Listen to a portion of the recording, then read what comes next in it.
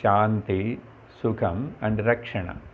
இந்த மூணுமே ஏதாவது மேலே ஆதாரப்பட்டு இருந்தால், கண்டிஷனலாக இருந்தால், ஒரு குறிப்பிட்ட காலத்தில் ஒரு விஷயத்தினால, ஒரு பொருள்னால், ஒரு மனிதனால் எனக்கு ஆனந்தம் சந்தோஷம் வந்துச்சுன்னா, அது ஒரு காலத்தில் வந்ததுனால கண்டிப்பாக ஒரு காலத்தில் அது மறைஞ்சு போகும். இதெல்லாம் அப்படி இருக்கும்போது இப்போது அது மேலே ஆதாரப்படலாமா? அப்போ அதுக்கு அத்தியந்த உத்தம சுகம்னு சொல்ல முடியுமா? சொல்ல முடியாது.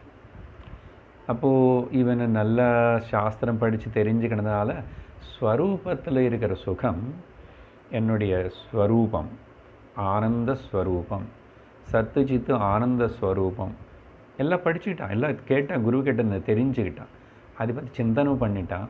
அதனால தான் அப்புறம் ஆனந்தோ பிரம்மே திவ்ய ஜானாத், இந்த